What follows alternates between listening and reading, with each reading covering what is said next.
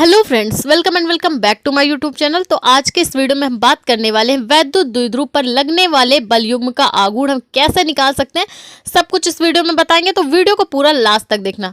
और अगर आपको प्रीवियस वीडियोस देखने हैं तो प्लेलिस्ट में वीडियो पड़े हुए हैं, वहां से आप जाके चेकआउट कर सकते हैं। ठीक है, तो चलिए स्टार्ट करते हैं कि वैद्युत द्विध्रुव पर हम बल युग्म का जो आघूर्ण लगता है वो कैसे लगता है। ठीक है, तो इसके लिए हमने क्या किया, एक समान वैद्युत क्षेत्र लिया। ठीक है, एक समान वैद्युत क्षेत्र वैद्युत क्षेत्र लिया है जिसकी जो दिशा है इस साइड है। ठीक है, तो अब बल युग्म का आघूर्ण कैसे लगता है, तो सबसे पहले ये जान ले कि वैद्युत द्विध्रुव दो आवेशों से मिलकर बनता है, दो भिन्न भिन्न आवेशों से मिलकर बनता है। इसके दो सिरे होते हैं जो क्या करते हैं, वैद्युत द्विध्रुव का निर्माण करते हैं। एक पर हमने प्लस क्यू चार्ज दिया, एक को माइनस क्यू चार्ज दिया।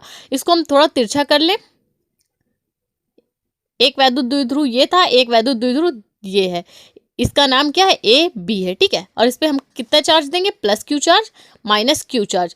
तो जैसा कि आप जानते हैं कि अभी ये वैद्युत द्विध्रुव, इसकी लंबाई 2a है या 2l, आप कुछ भी ले सकते हैं। ठीक है, तो इसको हम थोड़ा खींच के क्या करेंगे, एक समकोण त्रिभुज का निर्माण करेंगे। देख सकते हैं आप, ये वैद्युत द्विध्रुव क्या कर रहा है, समकोण त्रिभुज का निर्माण कर रहा है। ठीक है, तो एक थीटा कोण बना रहा है, अंदर थीटा कोण अंतरित कर रहा है। तो जैसा कि आप जानते हैं, अब इस वैद्युत द्विध्रुव को हम क्या करेंगे, एक समान चुंबकीय क्षेत्र में उठा के रख देंगे, एक समान वैद्युत क्षेत्र में रख देंगे।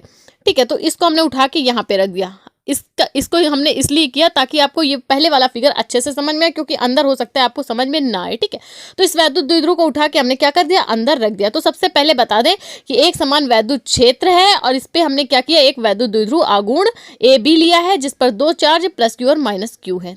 ठीक है, ये वैद्युत द्विध्रुव हमने उठा के अंदर रख दिया। ठीक है, तो इसमें कुछ एनर्जी लगेगी, कुछ फोर्स लगेगा। ठीक है, जब इस वैद्युत द्विध्रुव में हम कुछ फोर्स लगाएंगे तो फोर्स जो लगेगा बल, तो वो क्या करेगा, दोनों साइड लगेगा। देख सकते हैं आप, इस पे अगर हम बल लगाएं तो क्या होगा, इसका एक सिरा नीचे, देख सकते हैं आप, एक सिरा मतलब इसका जो एक सिरा है वो ऊपर की ओर उठ रहा है और इसका एक सिरा क्या हो रहा है, नीचे की ओर उठ रहा है। मतलब बल जो लग रहा है दोनों तरफ लग रहा है। देख सकते हैं आप, जब हम इसमें बल लगाएंगे तो ये बल दोनों तरफ लगेगा, एक ऊपर की ओर अलग लगेगा, एक सिरे पर नीचे की ओर अलग लगेगा। ठीक है, तो देख सकते हैं आप, हमारा वैद्युत द्विध्रुव जो है कुछ इस तरह से है। ठीक है, कुछ इस तरह से वैद्युत द्विध्रुव, जब इस पे हम बल लगाएंगे तो क्या करेगा, जो वैद्युत क्षेत्र की दिशा है उसके समांतर आने का प्रयत्न करता है। ठीक है, तो देख सकते हैं आप, इस पर दो बल कार्य करेंगे। ठीक है, एक माइनस क्यू के कारण इस साइड बाहर की ओर और एक वैद्युत क्षेत्र की दिशा में लगेगा। ठीक है, यहाँ पे प्लस क्यू चार्ज है तो लगने वाला बल जो होगा वो क्या होगा, क्यू ई होगा। ठीक है, और यहाँ पे क्या होगा, माइनस क्यू ई। ठीक, वहाँ पे प्लस क्यू ई, यहाँ पे जो बल लगेगा वो प्लस क्यू ई लगेगा। यहाँ पे प्लस क्यू ई, वहाँ पे माइनस क्यू ई, क्योंकि जहाँ पे जो जैसा चार्ज है प्लस क्यू माइनस क्यू वैसा ही लगेगा।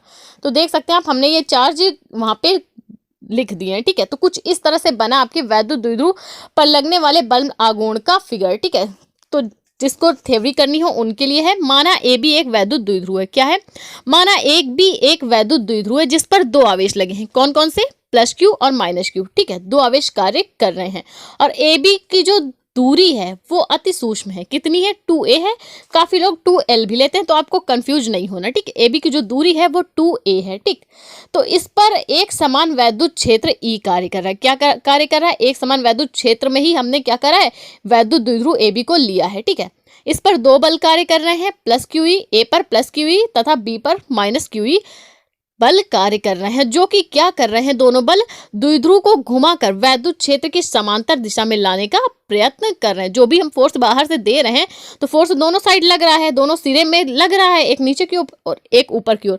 तो वो क्या कर रहा है, वैद्युत क्षेत्र की जो समांतर दिशा है, इस वैद्युत क्षेत्र को जो तिरछा रखा है वो वैद्युत क्षेत्र की दिशा में लाने का प्रयत्न कर रहा है, यानी वैद्युत द्विध्रुव को सीधा करने का प्रयास कर रहा है, जिस साइड वैद्युत क्षेत्र की दिशा है। ठीक, तो लगने वाला प्रत्यानयन बल युग्म का आघूर्ण। ठीक है, तो क्या होता है, एक बल या तो हम माइनस क्यू ले लें या प्लस क्यू ले लें। ठीक है, तो एक बल गुणे दोनों बलों की लंबवत दूरी, या तो हम एक बल लेते हैं या तो दोनों बलों की लंबवत दूरी।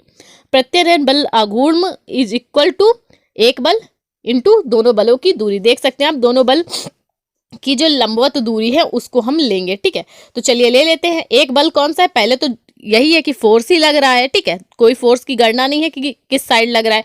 पहले एक बल F हो गया, दोनों बलों की लंबवत दूरी 2a साइन थीटा, क्योंकि थीटा कोण अंतरित कर रहा है तो sine theta is equal to क्या होता है, लंब बटे कर्ण। ठीक, तो देख सकते हैं आप F into 2a sine theta. तो बल युग्म को हम किससे डिनोट करते हैं? प्रत्यानयन बल युग्म को टाउ से। तो टाउ इज इक्वल टू क्या हो जाएगा? F into 2a sine theta. तो एक बल लेंगे, या तो माइनस क्यू ले लीजिए या प्लस क्यू ले लीजिए। तो हम F की जगह पे क्या कर देंगे? Q E into 2a sine theta. तो चलिए इसको बैलेंस कर लेते हैं। टाउ इज इक्वल टू क्या हो गया? Q E into 2a sine theta. तो इसको हम कैसे लिख सकते हैं? तो टाउ बराबर क्या हो जाएगा? Tau is equal to Q E, या तो 2 साइन थीटा।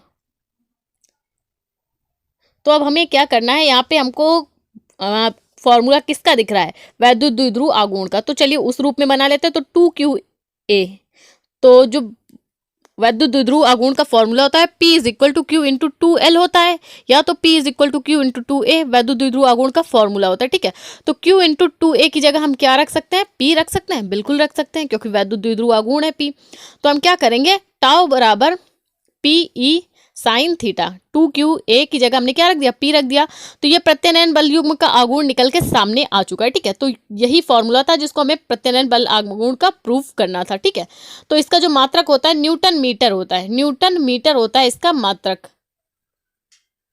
तो अब हम क्या करें? अगर कभी कभी क्या होता है, अधिकतम और न्यूनतम दूरी के लिए होता है, तो अगर इसको पहले वेक्टर रूप में देख लेते हैं। तो वेक्टर रूप में जब हम इसको लिखेंगे तो क्या होगा? Vector tau is equal to vector P cross vector E। Sine theta हट जाएगा, और जब क्रॉस हटाएंगे तब साइन थीटा आएगा। ठीक, और अगर इसको अधिकतम रूप में लिखें, tau maximum is equal to क्या हो जाएगा? Tau maximum is equal to PE। तो यहाँ पे हम क्या कर सकते हैं? P इज इक्वल टू क्या हो जाएगा? Tau maximum upon E। तो ये जब क्या करना हो, प्रत्यानयन बल आघूर्ण का अधिकतम मान निकालना हो, ये उसके लिए फॉर्मूला यूज करते हैं। तो ये फॉर्मूला वैद्युत द्विध्रुव आघूर्ण पर लगने वाले बल युग्म का आघूर्ण का प्रूफ हो चुका है। तो वीडियो जरा सा भी अच्छा लगता है तो प्लीज वीडियो को लाइक और हमारे चैनल को सब्सक्राइब करें।